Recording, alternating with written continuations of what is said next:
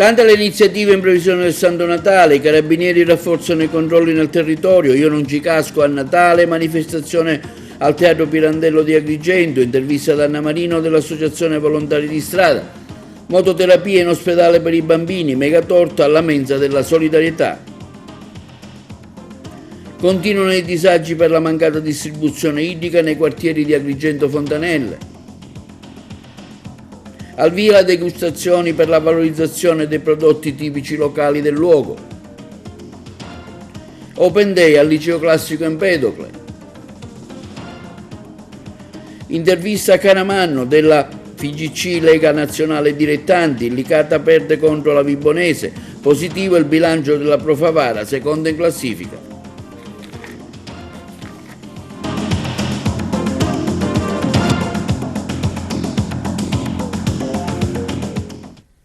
Buongiorno, benvenuti con l'appuntamento odierno del nostro telegiornale TV a Notizie.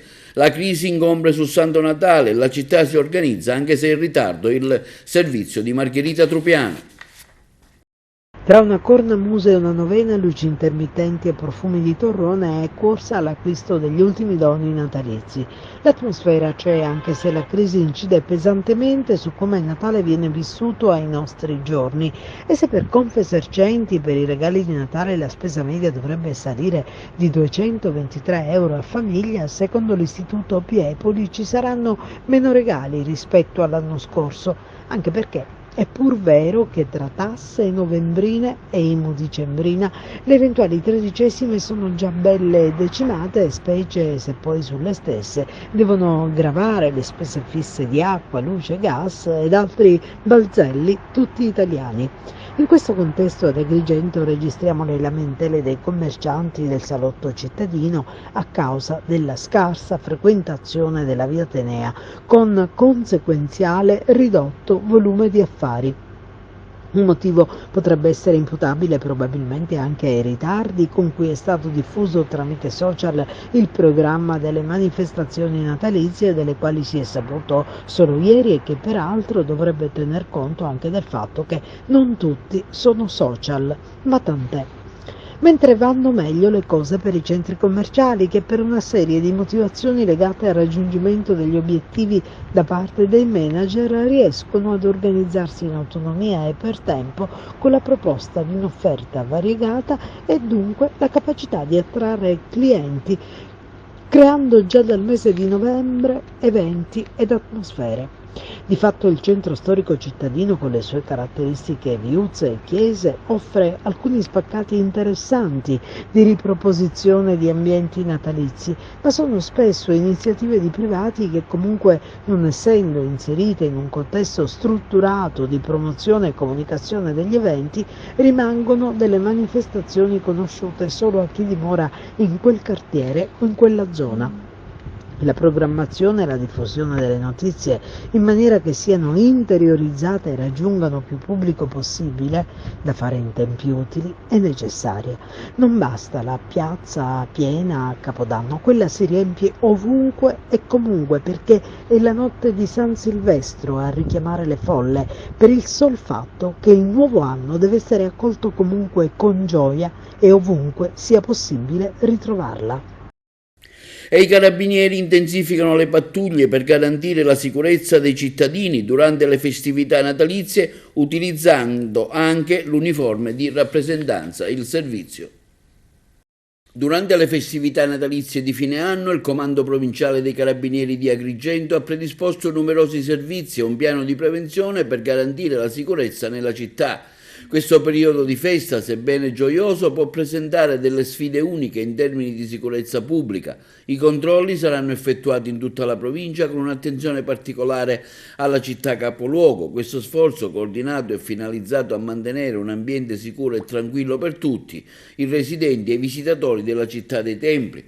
A Agrigento, per le vie del centro, saranno presenti pattuglie appiedate di carabinieri in uniforme di rappresentanza con il classico mantello e sciabola, che contribuiranno a creare un'atmosfera ancora più suggestiva e coinvolgente per chi si appresta ad effettuare i consueti acquisti in questo periodo di festa, caratterizzato da una maggiore presenza di avventori e turisti. L'inconfondibile bellezza dell'uniforme di rappresentanza non passerà inosservata a chi incrocia il cammino dei carabinieri durante i servizi di Natale a piedi per le vie centrali della città. Un semplice saluto, una foto, un sorriso diventano ricordi indelebili, in particolare nei cuori dei bambini. L'Arma dei Carabinieri conferma ancora una volta il suo ruolo fondamentale nella vita delle comunità alle quali garantisce instancabilmente sicurezza. Manifestazione oggi al foyer del Teatro Pirandello di Io non ci casco per un Natale sicuro. La campagna per la sicurezza, la prevenzione e il contrasto alle truffe agli anziani, alla presenza delle massime autorità, delle forze dell'ordine e delle associazioni di categoria che si sono impegnate fattivamente nell'organizzazione degli eventi. Noi eravamo sul posto. Manifestazione natalizia oggi della campagna Io non ci casco, una campagna che ha visto sensibilizzare le forze dell'ordine nel territorio agrigentino, tante parrocchie, tante chiese, tante associazioni di categoria che hanno contribuito a diffondere il messaggio su una sicurezza maggiore verso gli anziani. Ecco, facciamo un bilancio di questa campagna che per quest'anno termina ma proseguirà anche nel 2024. Assessore. Io non ci casco, oggi arriva nel Teatro Pirandello grazie alla disponibilità del foyer. Io non ci casco a Natale, questa è l'idea che abbiamo messo in campo grazie alla collaborazione con la Prefettura di Agrigento e le forze dell'ordine, sempre in favore del contrasto al fenomeno odioso delle truffe agli anziani. Io non ci casco a Natale perché? Perché è un periodo particolare dove le persone anziane, ma non solo, tramite gli acquisti che si fanno, soprattutto quelli online, incappano maggiormente in quello che è il fenomeno delle truffe. Oggi è una giornata particolare perché sarà anche un momento di cordialità e conviviale, di scambio di auguri. Ci sarà la presenza delle forze dell'ordine come sempre al nostro fianco per tutta la campagna Io non ci casco. Io non ci casco ci sarà anche nel 2024 perché arrivano notizie positive dalla Prefettura per il proseguo del progetto. Sarà un momento anche di generosità perché l'assessorato alle politiche sociali ha pensato di fare delle donazioni attraverso una iniziativa che metteremo in campo proprio nella giornata in favore delle suore di Porta Aperta, della Caritas diocesana e dei volontari di strada, e anche qui pensiamo che cosa? Alle persone anziane sole a casa, quindi doneremo delle ceste natalizie che arriveranno poi alle persone sole e arricchite da che cosa? Da una brochure di consigli utili per non cascare nelle truffe.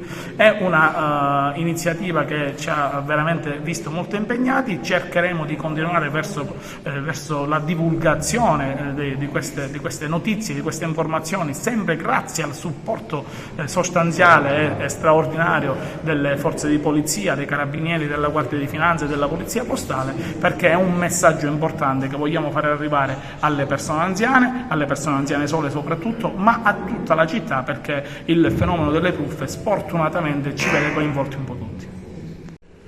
Dottoressa Urso, lei ha curato un po' tutta la campagna, oggi qui al foyer si dedica un momento anche di ringraziamento per tutti quelli che hanno contribuito, le forze dell'ordine, le associazioni di categoria, ma anche voi come Comune ovviamente sul Natale. Ecco, oggi si ci concentra sul Natale. Sì. Oggi è una giornata di riconoscimento, di confronto rispetto a quello che è stato fatto in questi mesi per il progetto Io non ci casco, per la prevenzione e contrasto alle truffe agli anziani. Il lavoro ancora, c'è un lavoro abbastanza forte da svolgere all'interno del territorio del Comune di Agrigento, ma sicuramente con l'aiuto e la collaborazione delle forze dell'ordine, delle parrocchie, anche degli enti, delle altre risorse territoriali presenti nel nostro Comune, comune e riusciremo a poter coinvolgere e a divulgare l'informazione per quanto riguarda la prevenzione di questo dannoso fenomeno. Sicuramente è un lavoro che sta prendendo a 360 gradi, stiamo svolgendo sia dal punto di vista informativo e divulgativo ma anche dal punto di vista psicologico. Il fatto di avere iniziato questa forma di campagna di informazione ci ha aiutato anche a coinvolgere gli anziani che spesso rimangono chiusi a casa e non parlano con nessuno rispetto a quello che gli succede, quindi molte telefonate, diverse persone che si sono recati presso gli uffici per chiedere informazioni e per avere dei chiarimenti.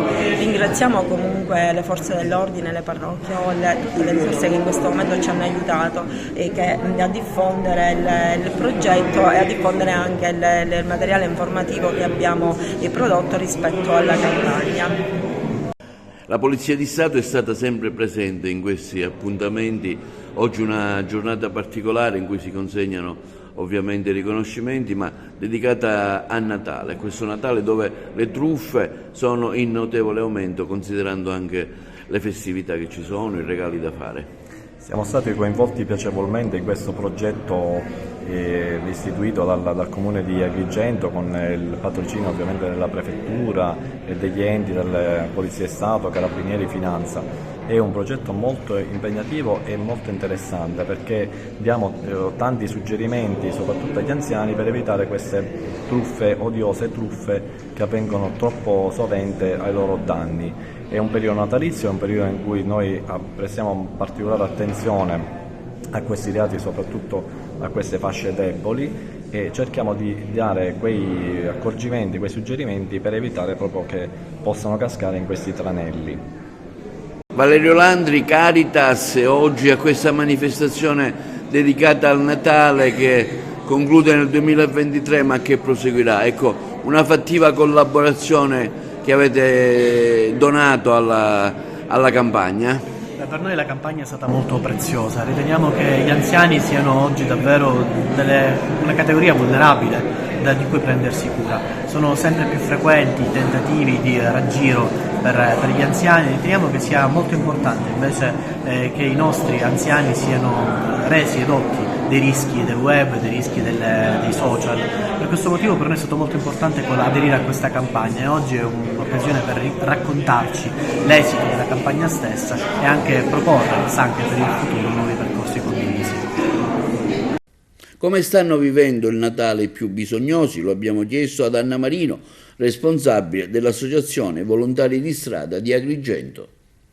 Siamo con Anna Marino, il fulcro portante dell'Associazione Volontari di Strada. Ecco, cogliamo l'occasione a 2 giorni dal Santo Natale.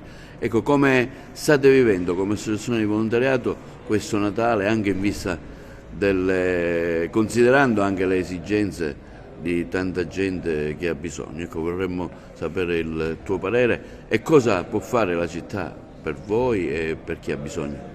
A me dispiace sinceramente portare sempre cattive notizie, però la situazione non migliora, anzi va a peggiorare. Il fatto che abbiano tolto il reddito di cittadinanza, il fatto che sono venuti a mancare dei bonus e cose varie ha fatto aumentare di gran lunga questa crisi e quindi le difficoltà di persone, soprattutto quelle che hanno bambini. Noi facciamo sempre un appello a tutti quanti perché non abbiamo contributi pubblici, andiamo avanti sempre bussando al cuore delle persone e lo facciamo anche in occasione di questo Santo Natale. Chi vuole può portarci alimenti di prima necessità naturalmente, anche per i bambini soprattutto, e qualche obolo per contribuire a pagare qualche bolletta, cercare di evitare qualche sfratto, qualche cosa. Abbiamo bisogno di tutto, quindi io faccio appello al cuore delle persone, siamo al via della vittoria e vi aspettiamo. Forse c'è una poca collaborazione da parte magari degli enti pubblici che potrebbero fare di più. Potrebbero fare di più, però anche gli enti pubblici sono in difficoltà. Ecco, quindi una volta c'erano dei contributi dello Stato che arrivavano al comune, ordinari e straordinari, adesso questo non succede più, quindi anche il comune con il bilancio non riesce più a sopperire determinate necessità. Noi comprendiamo, però è chiaro che chiediamo al governo qualche misura in più per poter fronteggiare questa crisi, la fame, e non togliere invece. Quali sono le maggiori istanze che vi arrivano, Anna? Arrivano intanto alimenti, alimenti, quindi la richiesta di pasta, di latte. Con il latte noi riusciamo ad accontentare sia i bambini che anche le persone adulte, le persone anziane che stanno la sera a casa e si accontentano una tazza di latte perché magari con la misera pensione aiutano la famiglia, i familiari disoccupati, perché no, si perde un lavoro a 50 anni, non è che è facile andarlo a ritrovare, dalle nostre parti non c'è questa capacità di impiego delle persone e quindi poi la bolletta, perché arrivano bollette proprio incredibili, stratosferiche, quindi l'aiuto anche per qualche visita medica, l'aiuto anche per poter fare un funerale, cioè qui la situazione veramente sta toccando una crisi storica che non ha precedenti. Al via oggi l'iniziativa Il Natale è per tutti, giunta alla sua terza edizione e promossa al primo anno da Daniela Catalano, coordinatrice cittadina dei Fratelli d'Italia. L'evento è ospitato presso l'Hotel Costa Azzurra a San Leone e prevede una non-stop di 10 ore fino alle ore 22 di oggi. Daniela Catalano, continua questa iniziativa, è il terzo anno, un'iniziativa in occasione del Santo Natale, una raccolta di alimentari per chi in questo momento soffre e ha bisogno. Sì, siamo alla terza edizione dell'iniziativa Il Natale è per tutti e abbiamo lanciato un messaggio che è chiaro.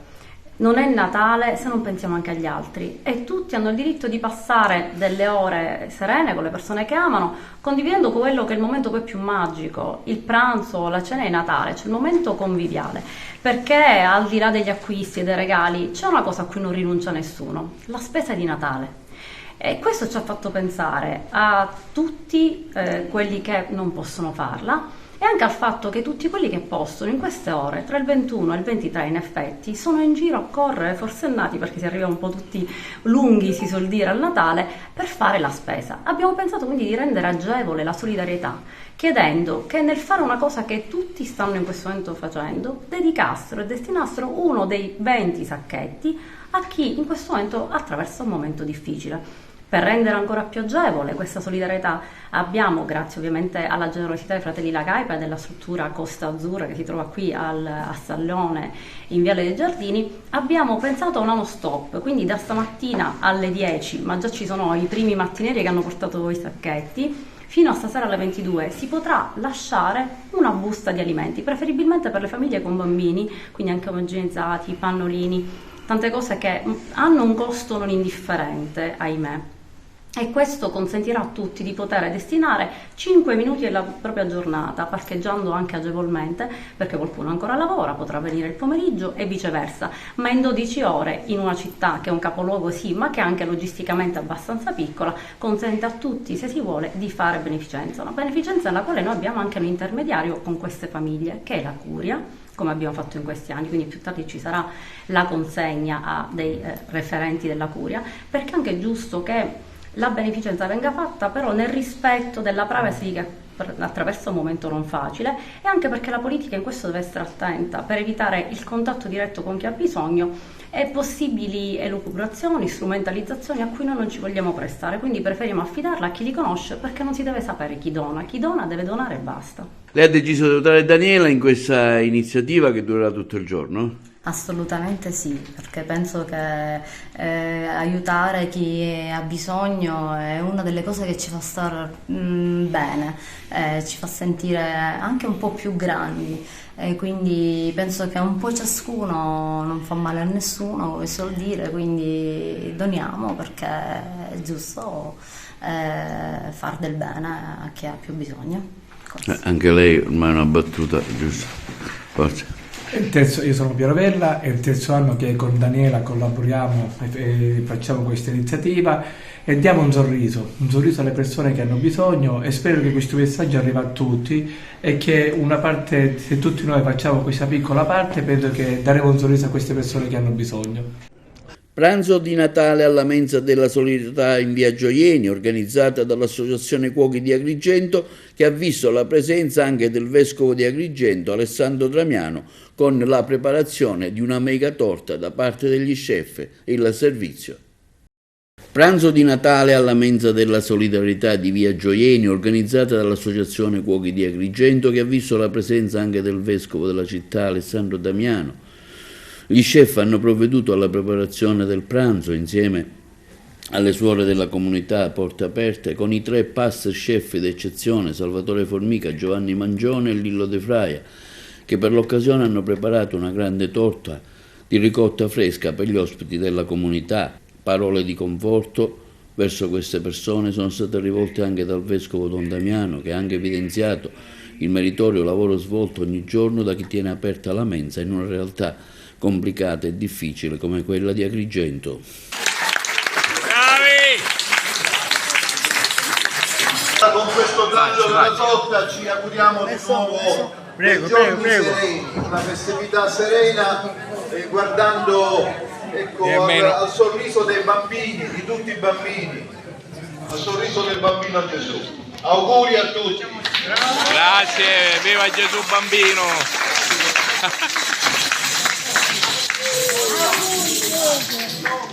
Un Natale santo possa veramente riempire la nostra vita di gioia, serenità e pace. Buon Natale! Auguri! Grazie a tutti di essere qua. Noi dell'associazione siamo Cuochi di Agrigento, oggi siamo stati onorati di essere a vostro servizio e spero che tutto quello che abbiamo preparato è stato del vostro gusto. Bene, dobbiamo essere in tanti qua, ma tanti lavorano perché il periodo è quello. Sono felice di condividere questi momenti con voi. Grazie a tutti. A voi, grazie. Grazie. E per il secondo anno consecutivo l'ospedale di Agrigento ha ospitato i componenti dell'associazione MotorLife per la mototerapia tra i corridoi del reparto di pediatria. Le interviste. Riecco la mototerapia all'ospedale di Agrigento. Quali sono i benefici di questa importante iniziativa? Siamo ritornati a casa dove tutto ha avuto inizio. È la terza manifestazione che organizziamo a San Giovanni di Dio ed è sempre un piacere portare in queste corsie, nelle mie corsie, nel mio ospedale, una dose di adrenalina e felicità. Vedrete i bambini salire in sella con me in tutta sicurezza e li vedrete sfrecciare in una strada fatta di felicità ed è la cosa più bella che ci possa essere per noi. Personalmente cosa provi? Quali sono le tue emozioni?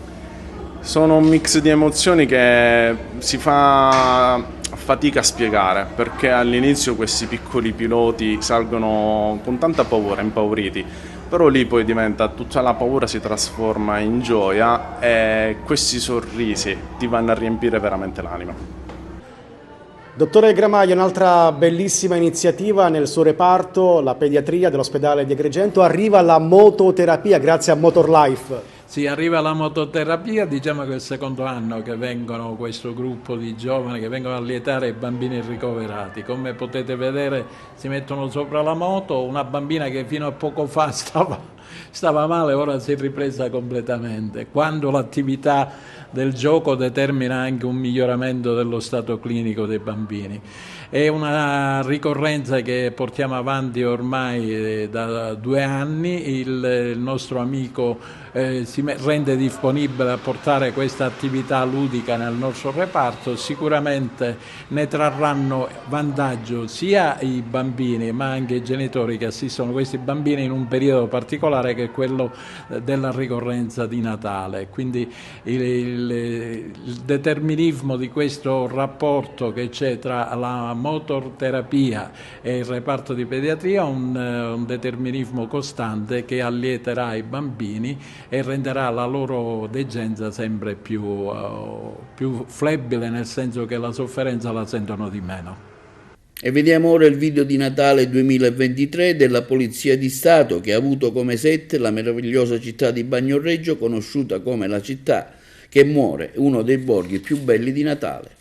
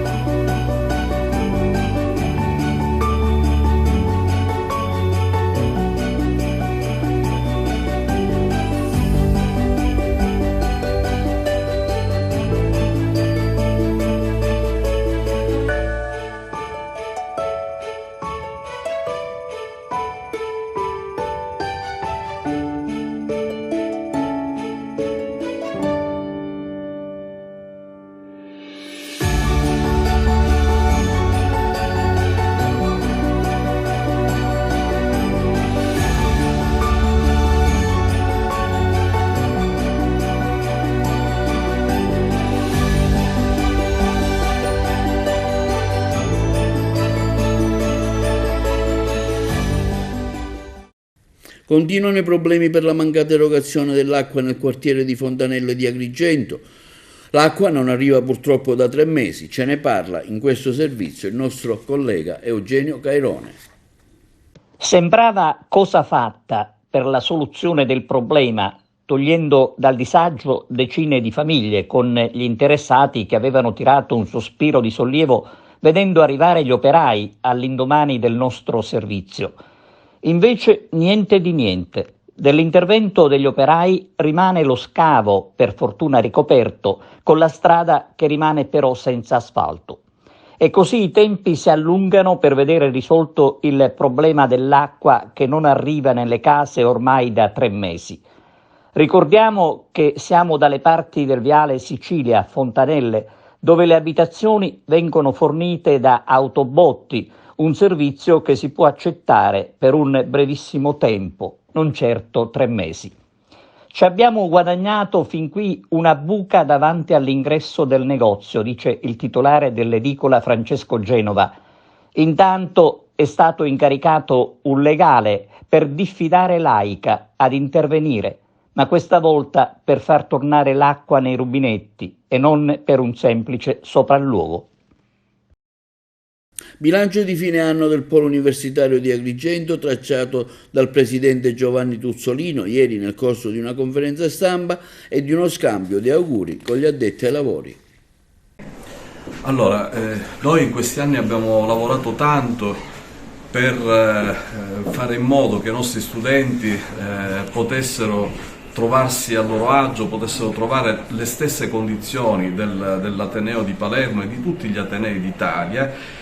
E non solo, abbiamo lavorato affinché la ricerca, la didattica divenisse un'attività qualificante e non solo al passo con le altre università, dicevo, ma con qualcosa in più che un piccolo ateneo può dare agli studenti iscritti. Abbiamo lavorato molto per le strutture, stiamo lavorando con grande alacrità alla struttura di Via Atenea, all'ex ospedale. Vorrei, a questo proposito, se me lo permettete, fare chiarezza sullo stato dei lavori e sulle consegne. I lavori che hanno avuto qualche contrattempo, e ci sta, nei lavori pubblici, sono previsti gli imprevisti che possono rallentare un po' le lavorazioni, adesso sono stati assolutamente reggimentati, le strutture sono complete, si sta lavorando alle finiture. Quali sono i tempi di... Prevediamo che dopo l'estate la struttura sia consegnata all'università e la città possa godere di questo nuovo edificio. Ma vorrei dire che questi passi anche verso la qualificazione dei servizi che noi stiamo dando agli studenti e anche ai docenti che insegnano qui in sede periferica, quindi miglioramento delle loro condizioni, non dico logistiche, quello anche, però dico le condizioni favorevoli per cui possono insegnare qui. Quindi tutte queste cose stanno dando dei frutti, perché gli immatricolati sono circa 400 e gli iscritti quindi sono 1.000.000, quindi siamo arrivati a questa fatidica soglia che non è una cosa semplice. Altra cosa importante per chiudere questo bilancio sono i nostri progetti europei, i progetti di cooperazione transfrontaliera. Per cui quelli che sono stati portati avanti hanno visto proprio la chiusura in questi giorni, si chiudono dei progetti molto importanti, il CEFEL che abbiamo portato avanti con voi sapete, con un grande successo, un progetto di formazione, si è chiuso in questi giorni. L'altro progetto molto importante è Accademia ha fatto tanto per Agrigento. Ecco, sono progetti di cui la ricerca può dire di aver avuto un avanzamento. Possiamo dire che la ricerca sia stata portata avanti ad Agrigento con grande consapevolezza. Abbiamo donato alla città il rilievo del teatro, il rilievo 3D del Teatro Pirandello, che è una cosa che ancora non c'era e abbiamo donato alla città questa grande attività di ricerca. Poi c'è il progetto Edenmed, che abbiamo chiuso l'altro giorno a Favara, presso l'istituto scolastico, che veramente è un progetto innovativo che abbiamo portato avanti nel territorio con grande entusiasmo, non solo da parte dei docenti dell'università, ma anche dei dirigenti scolastici, degli studenti, perché per la prima volta abbiamo donato alla comunità scientifica, anche alle comunità didattiche, agli istituti didattici, un manuale che integra la didattica portata avanti, la didattica curriculare, con delle iniziative per la sostenibilità dell'ambiente, per l'ecologia, che diventa una cosa molto importante. Altra cosa a cui tengo molto è il dottorato di ricerca. Qui per la prima volta ad Agrigento ormai abbiamo un dottorato nazionale. Il pubblico non lo sa, però ci sono i dottorati locali che si portano avanti dentro i dipartimenti e ci sono i dottorati nazionali, che è una grande novità per il mondo scientifico universitario. E noi facciamo parte di questo dottorato nazionale ormai da 2 anni e stiamo portando avanti delle iniziative su Agrigento, cioè 20 università italiane si stanno occupando del paesaggio di Agrigento, la città contemporanea, dell'archeologia, dei beni culturali. Queste università saranno tutte ospiti ad Agrigento ad aprile. Verranno qui studiosi da tutto il mondo, italiani, studenti, tantissimi studenti dottorandi, per fare un focus sulle attività che stiamo portando avanti per la città di Agrigento in vista di Agrigento Capitale della Cultura 2025. Quindi tutto il mondo accademico italiano sta lavorando su Agrigento 2025 e questo è anche un progetto ambizioso che vedrà la luce per questa grande, questo grande riconoscimento che la città ha avuto. Linea alla regia per gli spot pubblicitari. A Racalmuto, chef e degustazioni per la valorizzazione del vino e dei prodotti locali. Noi eravamo sul posto. Un tripudio di sapori e tradizioni ieri a Racalmuto per l'inaugurazione degli stand che hanno mostrato al pubblico quanto la città di Sciascia sia ricca anche di una cultura esclusiva legata al cibo. L'iniziativa si è svolta nell'ambito della Sagra del Vino e dei prodotti d'Ecopat, dei Colli Sicani e del Comune di Racalmuto, al termine di un partecipato e interessante seminario di studi sul tema progettazione e cura del paesaggio, il passo breve dal campo alla tavola, un incontro che ha visto la partecipazione di numerosi qualificati relatori. La giornata fa parte di un ricco progetto elaborato dal responsabile Antonino Lobrutto, che dal 20 al 22 dicembre ha vivacizzato la ridente cittadina. Al termine, taglio del nastro della zona dedicata alle degustazioni di vini e prodotti tipici racalmutesi e allestita nel chiostro dello splendido castello chiaramontano e al suo ingresso, e dalle tradizionali impigliolate con salsiccia, olive e cipolla dalla sfoglia sottile e delicata, al tipico sfincione della tradizione fatto con pomodoro, cipolla e un accenno di acciuga che ne preserva la delicatezza data da un perfetto bilanciamento degli ingredienti, e poi fusilli con salsiccia e cipolla e pangrattato, la sigliola racalmutese che è composta in maniera diversa da quella tipica siciliana e ripiena di uova, formaggio, il fegato e tante altre bontà, e per finire i dolci, dal panettone profumato di burro e soffice al torrone sottilissimo e ricco di mandorle tostate, e per finire il re dei dessert racalmutesi, il tarallino al profumo di limone con una trasparente glassa di zucchero.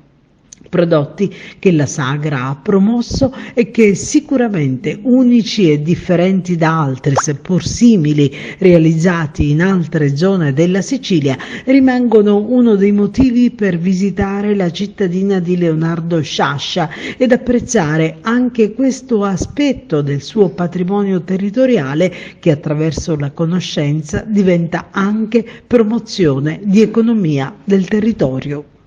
Sì, abbiamo organizzato assieme ad altre associazioni questo convegno e questi 3 giorni particolarmente importanti per la promozione dei nostri prodotti di origine comunale. Sono prodotti tipici del nostro territorio, sono stati riconosciuti da delibere consiliari, fanno parte di una classificazione DECO e costituiscono proprio il patrimonio del nostro paese. L'occasione è propizia anche per fare visitare il nostro paese. Come sapete, Racalmuto, oltre ai prodotti tipici, ha anche diverse valenze, diverse attività culturali, quindi è anche un pretesto per rincontrare molte delle persone che visitano il nostro paese e accoglierle attraverso questa produzione locale di prodotti particolarmente interessanti, che non solo sono per i racalmutesi dei prodotti identitari, ma costituiscono anche elementi che molto spesso vengono trattati anche nei libri, sono stati trattati nei libri di grandi scrittori, tra cui Leonardo Ciacia, ma anche altri scrittori, per cui è giusto non solo raccontare la storia di questi cibi, ma anche assaggiarli. Assessore, parliamo di questa iniziativa che si svolge oggi a Racalmuto e che vede anche un mercato all'aperto che si inaugurerà tra poco. Sì, abbiamo appena finito il secondo convegno sul territorio e l'agricoltura. Oggi abbiamo parlato di paesaggio e di antropizzazione del paesaggio e dei nuovi apporti culturali che il paesaggio può dare per l'industria che si sta affermando del turismo all'interno dell'Agrigentino, nei nostri colli sicani che sono votati all'agricoltura. E allora più tardi, infatti, oltre alla proposta culturale, ci sarà pure la proposta gastronomica, ci sono degli stand in cui si potranno degustare i prodotti locali che hanno ottenuto la denominazione di origine comunale e pertanto il visitatore ha un qualcosa in più di enogastronomico da poter apprezzare. Sia oggi che domani questi stand saranno aperti, fra poco saranno inaugurati dal sindaco e dalla giunta presso il castello Chiaramontano. C'è anche l'apporto degli amici di Castrofilippo con i loro prodotti e in particolare con la cipolla paglina. Architetto Mazzotta, anche lei dà il suo contributo a questa iniziativa del Comune di Racalmuto, del Consorzio a valorizzare i prodotti di origine comunale. Sì, la valorizzazione del territorio, del paesaggio culturale, che è il tema che ha riguardato il seminario di oggi pomeriggio, è sicuramente uno dei temi fondamentali sia per quanto riguarda la professione di architetto, paesaggista, conservatore, che per quanto riguarda nel mio caso anche di presidente del WWF Sicilia Area Mediterranea. Sono 2 temi assolutamente cari al nostro essere, al nostro vivere, alla nostra professione, al nostro sentire. Racalmuto sicuramente in questo contesto si sviluppa nel migliore dei modi possibili, perché Racalmuto è esempio mondiale, oserei dire, di cultura e di etica del paesaggio, e tant'è che ha dato i natali a delle eccellenze di cui si può freggiare e che rappresentano il territorio nel migliore modi possibile. Abbiamo un'amministrazione comunale che sta ponendo in essere delle attività che sicuramente si rivolgono a questo modo di sentire e di essere di Racalmuto, che speriamo che riesca poi in un futuro a raggiungere migliori risultati, come già si cominciano ad assaggiare. E di questo faremo adesso un passaggio, perché ci sono anche degli assaggi delle pietanze tipiche di Racalmuto che andremo ad assaggiare. Giuseppe Lopilato, agronomo, oggi a questa iniziativa tendente a valorizzare i prodotti ad origine denominazione comunale, tra poco anche l'inaugurazione della fiera dove si potranno anche degustare. Sì, ci hanno invitati a portare qui l'esperienza di recupero e valorizzazione di un paesaggio straordinario qual è quello del Giardino della Colimpetra. Questo era il tema del convegno, il paesaggio culturale, e insomma quello che negli ultimi 25 anni abbiamo fatto alla Colimpetra è stato un esempio meraviglioso e importante, utilissimo, che può essere da guida per tutto il territorio, di rinascita del paesaggio e di sua valorizzazione, in particolare con i frutti. Noi abbiamo alla Colimpetra l'incredibile opportunità di coltivare 16 antichi frutti di agrumi, talmente preziosi che li abbiamo portati anche all'Orto Botanico di Palermo. Cosa ne facciamo di questi frutti? Bene, oltre a goderli da un punto di vista paesaggistico per la loro bellezza, li utilizziamo, li rendiamo utili, li vendiamo ai nostri visitatori come frutti freschi, che diventano frutti antichi che arrivano alle tavole degli italiani, e facciamo le marmellate. Ecco, è una piccola attività ovviamente economica per noi che ci aiuta a sostenere la gestione del giardino della Colimpetra, ma è soprattutto un'esperienza per i nostri visitatori di continuare attraverso il gusto dei nostri frutti a vivere il giardino della Colimpetra, ed è un modo di valorizzare i nostri paesaggi straordinario e importante che può essere utile allo sviluppo del nostro territorio, della nostra provincia. Ecco, come mai la sua presenza qui a Racalmuto?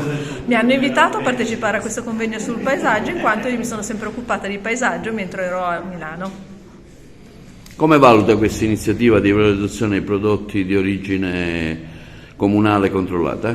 Assolutamente positiva, bisogna avere più occasioni di questo tipo proprio per promuovere il territorio e quindi portare la gente a conoscere le bellezze di questa bellissima Sicilia, importante soprattutto il comune di Racalmuto. Quale potrebbe essere la ricaduta nell'economia non solo di Racalmuto ma anche di tutto il territorio siciliano? Una ricaduta dal punto di vista economico, di portare turismo, portare a conoscenza, vendita dei prodotti, conoscenza dei prodotti locali assolutamente naturali e decisamente migliori della produzione ad alto consumo. Open Day ieri al Liceo Classico Empedocle di Agrigento, a fare gli onori di casa la dirigente scolastica Gatto. Open Day oggi al Liceo Classico per illustrare le attività che il liceo organizza e anche l'offerta formativa per il prossimo anno. Sì, Open Day oggi al Liceo Classico è un bellissimo pomeriggio intenso, ricco di emozioni. Siamo nell'aula per esempio del debate, dove i ragazzi si stanno cimentando in questa pratica dialogica che già da diversi anni ormai è un punto di forza della nostra scuola, nuova metodologia didattica che utilizziamo anche in preparazione agli esami di Stato. È chiaro che ogni aula è stata proprio animata dai nostri studenti, che sono i veri protagonisti del nostro Open Day, o come amiamo dire noi, scuola aperta a tutti, riprendendo l'articolo 34 della Costituzione italiana. Abbiamo laboratori di teatro, abbiamo laboratori chiaramente anche musicali, perché oggi si presenta il liceo classico e anche il liceo musicale nella nostra sede, e quindi i giovani si stanno veramente spendendo per il nostro amato liceo, e siamo tutti qui insomma per accogliere i ragazzi delle scuole medie del territorio. Presentiamo i vari indirizzi, quindi tutta la nostra offerta formativa, ma anche le attività extracurricolari che coronano chiaramente il nostro percorso di apprendimento. Volto sempre alla scoperta dei talenti. Vedrete anche ragazzi che recitano, ragazzi che in qualche modo forse si sono scoperti per la prima volta dei talenti che non conoscevano, e questo a noi piace perché andiamo anche al di là delle discipline. Diciamo che la scuola si fa strumento per poter offrire delle opportunità, quindi il liceo diventa protagonista insieme a chi lo frequenta, e siamo certi che chi sceglierà la nostra scuola vedrà chiaramente anche bene quelle che possono essere le prospettive future, perché la scuola vuole innanzitutto orientare. Perché scegliere il classico? Un motivo in più? Un motivo in più perché il classico alla fine ti insegna anche una metodologia che va al di là delle competenze prettamente epistemologiche, quindi in qualche modo attraverso le discipline ti formi un metodo, una forma mentis, ma soprattutto impari anche ad accettare le sfide, a poter in qualche modo metterti alla prova, e grazie alla cultura classica, come diciamo anche noi nel nostro slogan quest'anno sull'orientamento, in qualche modo ti poni le basi per poter costruirti anche un futuro migliore. Da più parti vengono messaggi molto spesso di grande tragedia, di grande disperazione, quindi l'istruzione diventa un baluardo anche contro questo tipo di disperazione. Vogliamo in qualche modo offrire anche un'ancora che possa dare ai ragazzi quella leva attraverso cui sollevarsi per poter scegliere bene il loro futuro, perché scegliendo bene loro migliorano anche la nostra società. Ci saranno altri appuntamenti? Sì, a gennaio avremo il secondo Open Day e probabilmente continueremo i laboratori nelle aule scolastiche ogni sabato, perché sono stati molto frequentati e in questo modo i ragazzi diventano alunni per un giorno e quindi entrano a contatto con le discipline, per poter anche in qualche modo cogliere la peculiarità di ogni disciplina e capire che quello che magari li spaventa non è poi così insormontabile, perché non c'è niente di difficile quando si è ben guidati e quando si ci mette in gioco con tanta buona volontà, quella che sicuramente i nostri ragazzi hanno. Realmonte festeggia le 100 candeline della signora Cesarina Burato. A portare il saluto della città della Scala dei Turchi il sindaco Sabrina Lattuca. Le interviste. Oggi il comune di Realmonte festeggia la nostra nonnina, compie 100 anni, e a nome della collettività non posso che farle tutti gli auguri più sentiti, più belli, più forti di un'intera comunità. L'ho detto prima, da donna a donna auguri, donne belle, donne forti, donne volitive, donne che sono al centro della comunità e prima ancora al centro di una comunità più ristretta che fa nascere, ecco, le belle teste, le belle persone, uomini forti, uomini validi, valorosi, e quindi che dire, è la sintesi, ecco, oggi festeggiamo una sintesi perfetta di quello che il comune di Realmonte dice ogni giorno: noi siamo nella direzione della bellezza e bellezza per noi è questo, è la longevità di una donna grande in gamba, è la longevità di un comune virtuoso, è la bellezza di una famiglia che con tanto calore la sta festeggiando. Quindi concludo da donna a donna, a nome del comune di Realmonte, tanti auguri. Grazie a tutti per essere venuti per i miei 100 anni. Grazie che siete tutti quanti qua. Allora, oggi festeggiamo 100 anni di mia madre e 100 anni è una bella tappa, è una vittoria soprattutto per le persone che anziane e che vivono decentemente e discretamente, grazie anche forse alla nuova scienza che ci ha aiutato, che aiuta soprattutto queste persone. Ma io vorrei in questa circostanza ringraziare tutti coloro i quali sono qui presenti in questo momento e che hanno favorito la possibilità di riunirci insieme e festeggiare tutti insieme questi 100 anni di mia madre.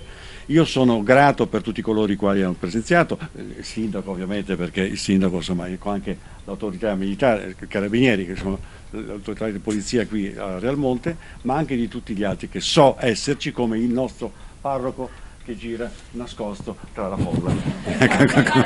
Volevo ringraziare anche lui perché giustamente partecipa anche lui. Però ecco, io vorrei ringraziare anche con un piccolo pensiero, che è quello che voi vedete su questo tavolo, in modo da festeggiare insieme più compiutamente e con maggiore sostanza anche questa festa, una festa di 100 anni che, ripeto, è un traguardo avveniristico forse per qualcuno. Io spero di arrivarci, come auguro a tutti voi, come al prete, a tutti, anche al sindaco. Magari 100 anni a fare il sindaco penso di no, che è un po' troppo, ma forse no, ma comunque per il resto va bene. Io ringrazio, ripeto, ancora una volta tutti voi e buona festa. Grazie.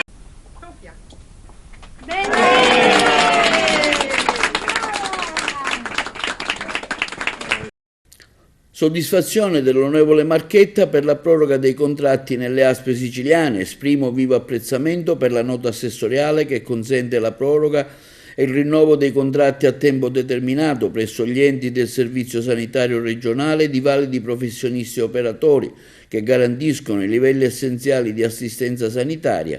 Andiamo avanti con fiducia nella speranza che quello di oggi è precario, domani diventi stabile e definitivo. Colgo l'occasione, continua l'onorevole Rossellina Marchetta, per augurare un sereno Natale e un buon anno. E la CGIL di Agrigento elegge il nuovo direttore del patronato Inca. Con voto unanime alla presenza del segretario regionale della CGIL Sicilia, Alfio Mannino, l'Assemblea Generale della CGIL Agrigentina ha eletto quale direttore del proprio patronato Giacomo Licata, di 23 anni, che sostituisce Francesco Virone, che ha raggiunto il limite dei mandati previsti. Alfonso Buccemi, nella qualità di segretario provinciale della CGIL, esprime soddisfazione per l'elezione con voto unanime di Giacomo Licata, che a solo 23 anni ha una conoscenza e capacità di esercitare il ruolo di sindacalista della difesa dei diritti individuali, molto importante, apprezzata e riconosciuta da tutta l'organizzazione. Un sentito ringraziamento va a Francesco Virone, che nell'arco dei suoi mandati ha guidato con autorevolezza il nostro patronato con risultati apprezzabili, conclude Buscemi della CGIL. E passiamo ora alle notizie sportive. Bilancio del presidente della FIGC e LND di Agrigento, Angelo Calamanno, ha intervistato Lemmero Lentini.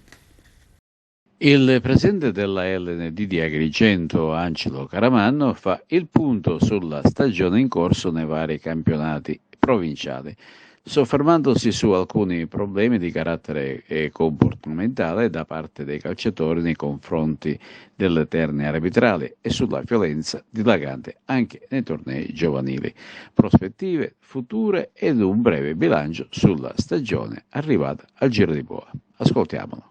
Presidente della FIGC della delegazione agrigentina Angelo Calamanno. Allora, oramai l'anno sta per terminare, vediamo di fare un po' il consuntivo di questa stagione che sta per concludersi, diciamo è corrispondente al 2023, e quali sono le previsioni per il nuovo.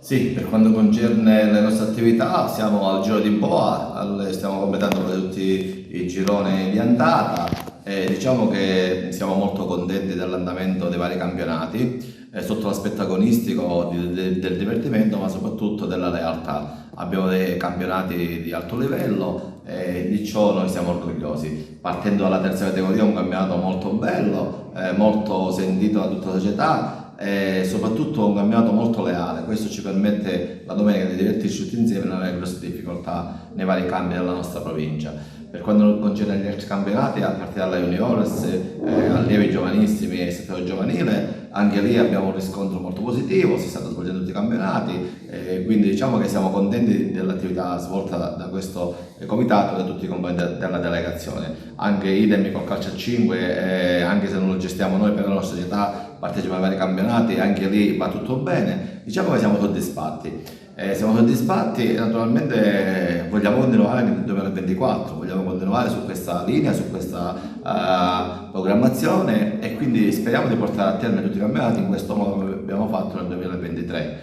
Quindi oggi è una giornata importante perché ci siamo riuniti tutti, perché questa è una delegazione ma soprattutto una famiglia di persone che si rispettano e si stimano, e quindi stare insieme, augurarsi buone feste insieme al presidente Morgana, che non voleva essere presente oggi a questo appuntamento, è stato un motivo di orgoglio e di punto di riferimento per noi a livello regionale, e che ci sostiene sempre a livello provinciale.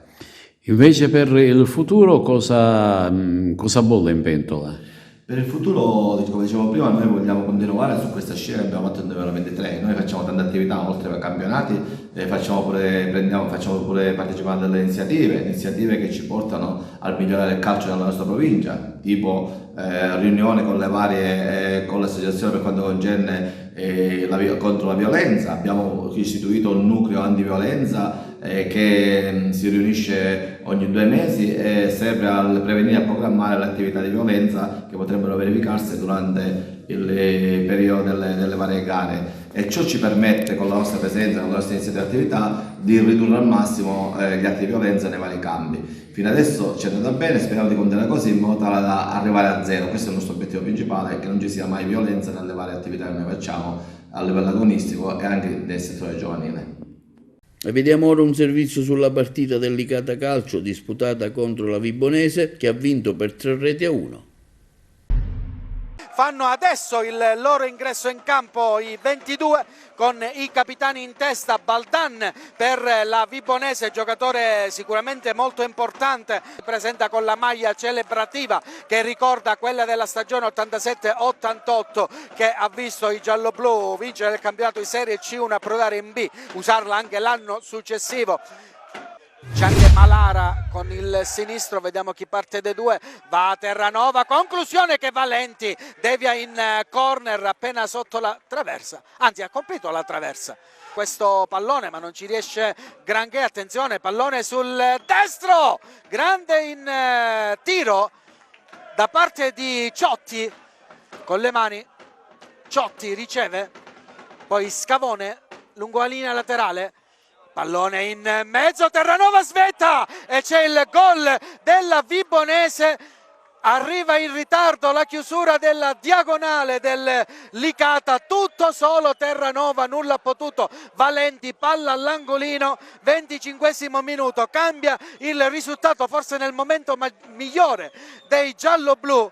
Giannone, palla sul destro, lato corto dell'area, il cross in mezzo, Tandara e stavolta ci mette la manona Valenti, pallone che era diretto nel sacco, chiama lo schema,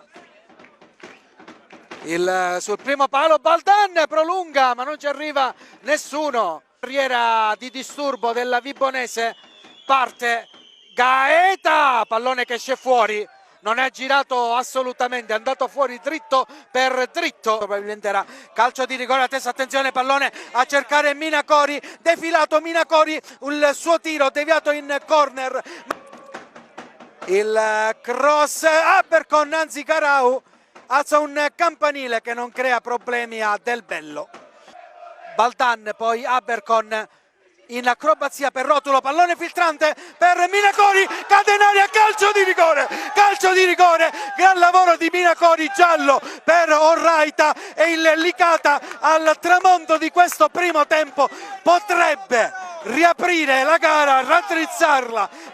Minacori, la rincorsa, Calogero, Minacori, 1-1, gol numero 8 dell'attaccante Ravanusano, che pareggia i conti proprio al termine della prima frazione con un tiro centrale, si è buttato a destra Del Bello e questo è oro colato per il Licata al termine della prima frazione.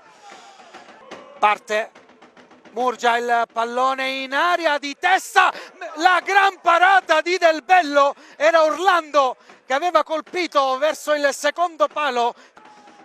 Sempre Murgia, stavolta gioca corto verso Rotulo, le finte, va al cross verso Minacori, la rimette in mezzo, pallone che arriva a Rotulo, altro intervento in due tempi di Del Bello. Terranova si allarga, il tiro, il palo sull'intervento di Valenti, poi Ciotti è stato deviato da Murgia, il tiro di Ciotti.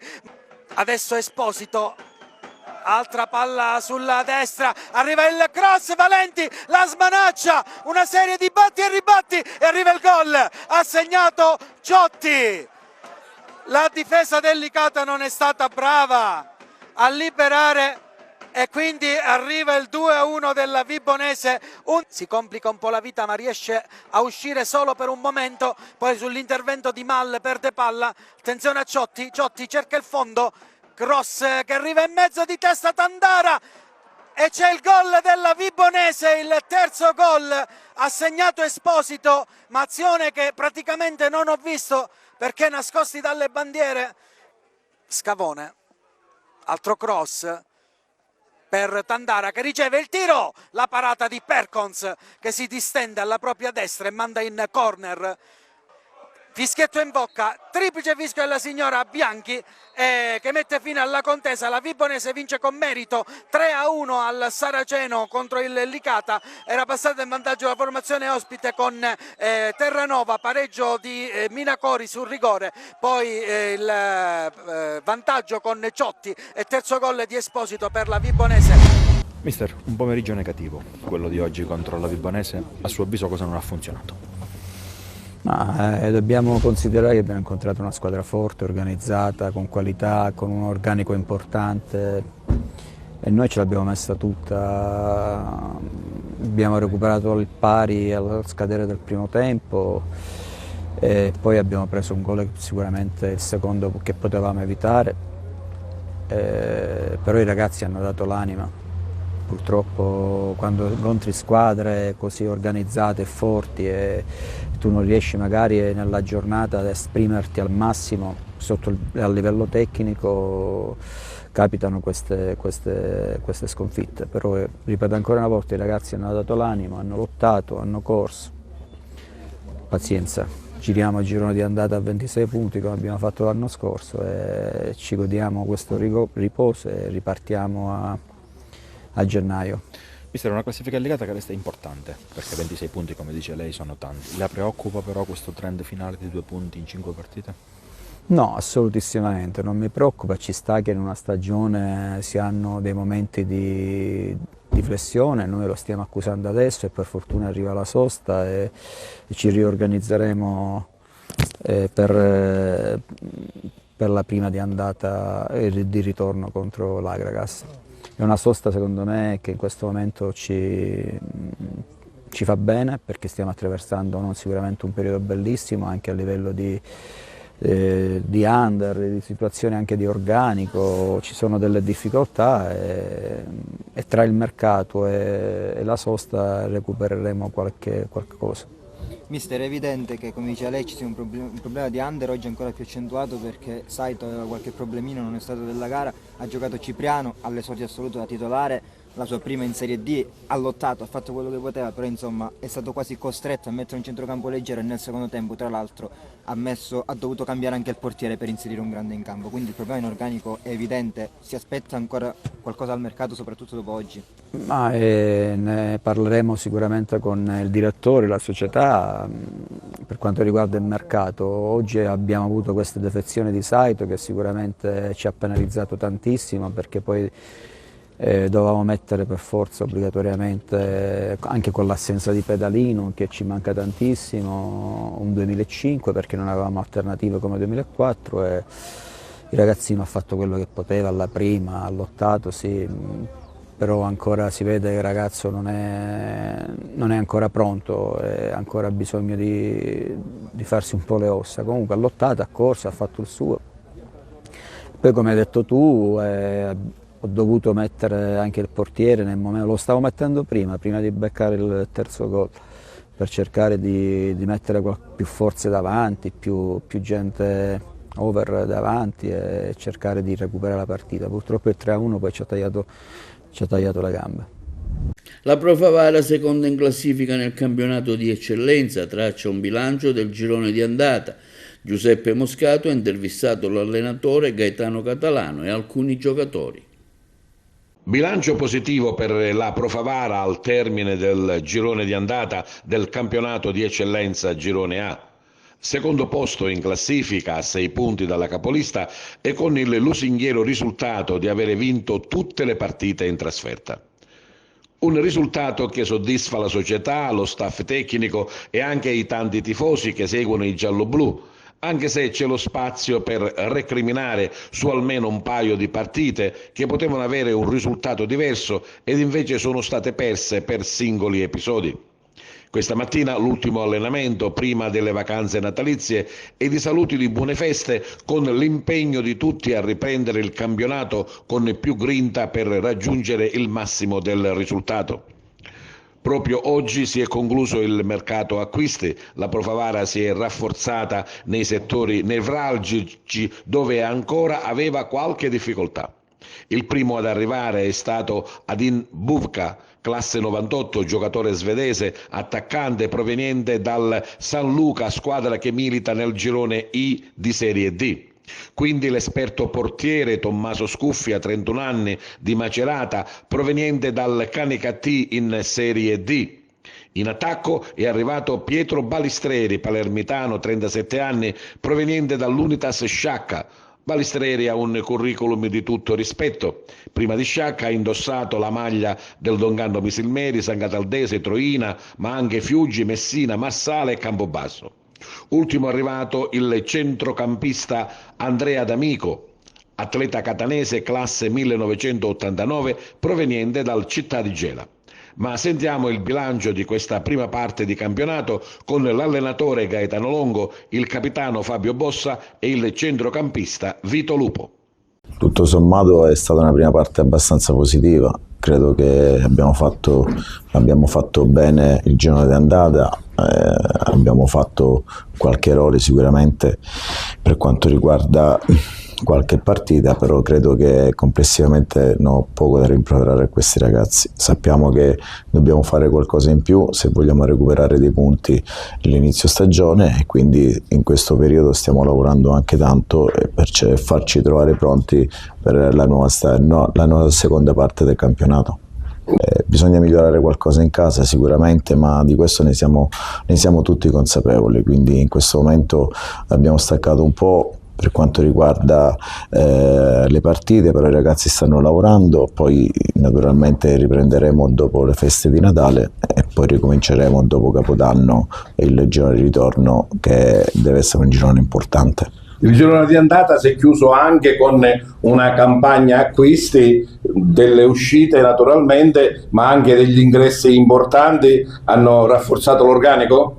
Ma secondo me sì, credo che abbiamo fatto delle scelte oculate col direttore, con la società, abbiamo preso credo dei giocatori importanti sotto l'aspetto di qualità, sotto l'aspetto dell'esperienza e anche come persone, quindi in questo senso sono abbastanza soddisfatto. La società ha messo a disposizione questi giocatori che secondo me insieme alla rosa attuale possono darci qualcosa per farci fare un salto di qualità in maniera importante. L'abbiamo detto anche la volta scorsa, il girone di ritorno è come se fosse un nuovo campionato.